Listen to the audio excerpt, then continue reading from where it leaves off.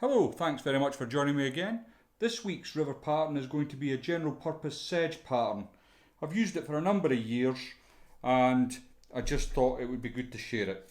So in the vise is a Hanak 130 barbless hook at size 12. It's a light wire hook. I do tie these down to size 18 though. It's just that it's easier for demonstration purposes to tie them on the bigger hook. So first of all, I'm going to use a little bit of super glue. Just touch it onto the shank. As the thread we're going to be using today is the Vivas GSP and it's a 50 denier. I'm just going to spread the super glue with my thread and then catch a few wraps on. Now with this fly, I'm going to tie the body quite short. So I'm bringing my thread in line with my hook point and I'm going to just trim away that. Next I'm going to add a body. Here's one I've prepared earlier and I suppose you're wondering what this is. Well, I can tell you it is some fish on ultra dry yarn, and this is the light orange cinnamon, and what I've done is I've taken a length of that and split it in half. This is the other half of what I showed you before, and holding one strand firmly in your left hand, twist up with your other, and eventually it will want to come into this sort of spiral shape. And then I can take my hand off that once I've sort of locked it in place, and there's my body. So what I'm going to do with this, I'm going to use this one that I've just made. I'm going to dress it up to the hook, and I want it to be just on 1/8 of an inch past the bend, and I'm going to catch that in. A couple of pinching loops to make sure it's in place, and then before I go any further, I'm just going to add a little bit of wax,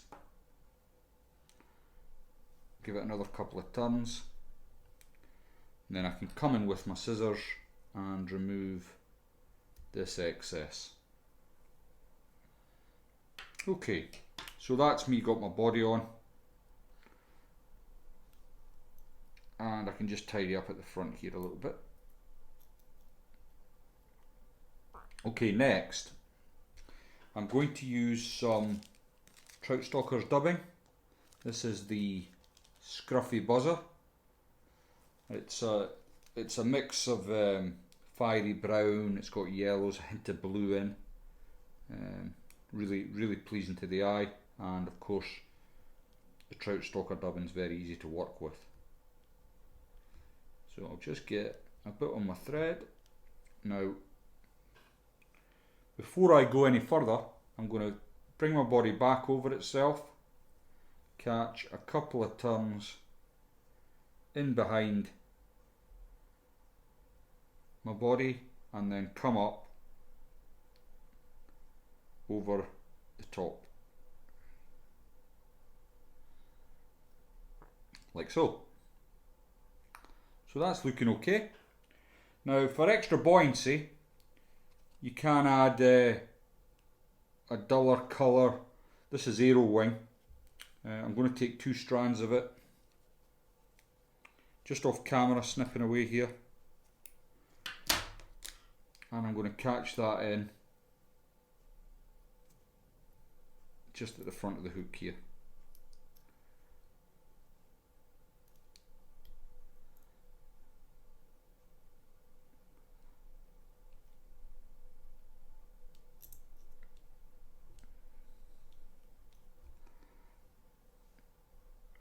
Then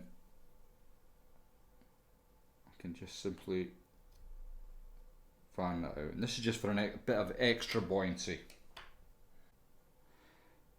Next then I'm going to get some deer hair.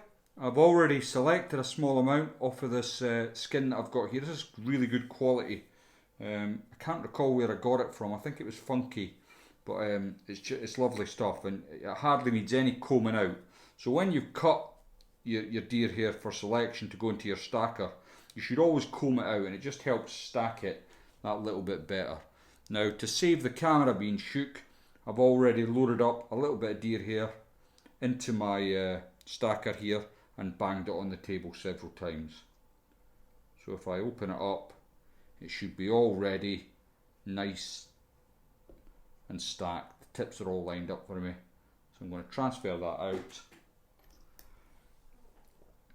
and I'm going to show it up to the fly itself. Now I want it not quite as long as the tail. So I've got that measured there, and just off camera I'm going to trim my waist here, but I don't want to get it all over the place, so I'll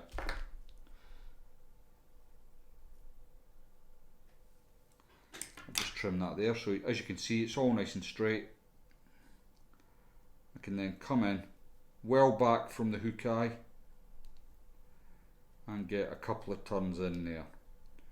Now once I've got a couple of turns in, I want to come through my cut ends and just eventually catch them all in as best I can.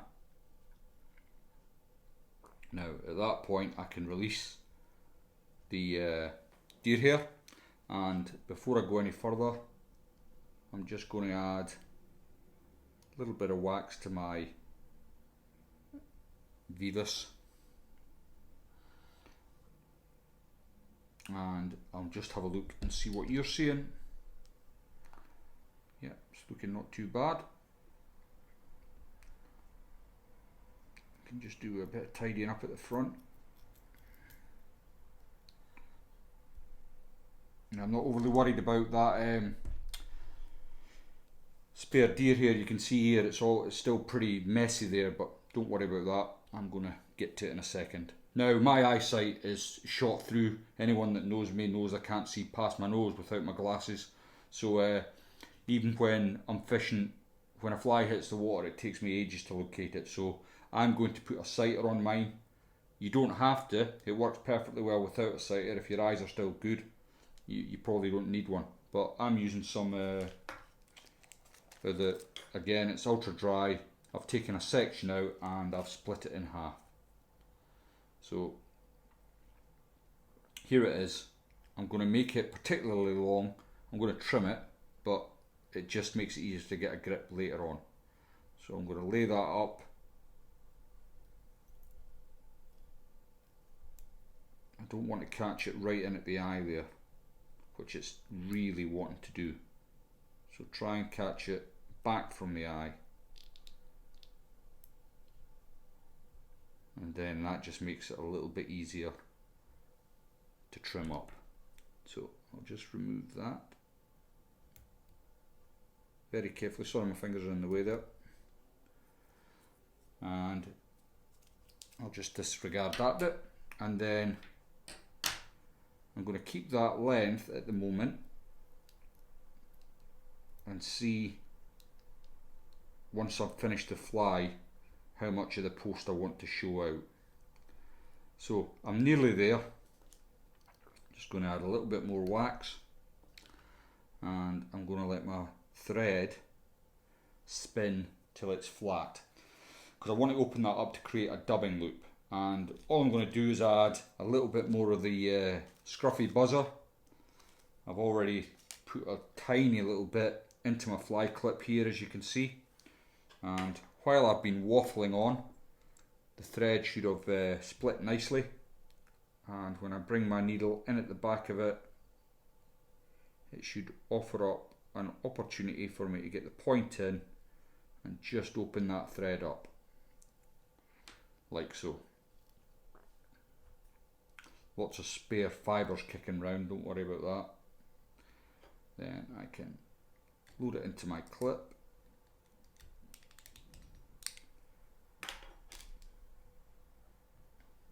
Just get some of it back on the bobbin, and I'm just going to carefully spin up my bobbin.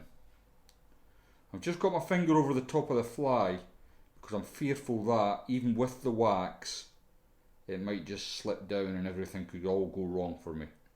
So as soon as that's spun up, I'm going to come in, I don't want that kind of bulk.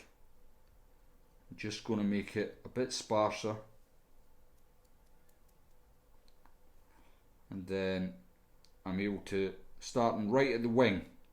So not from the front like you would normally do, at the wing, coming forward.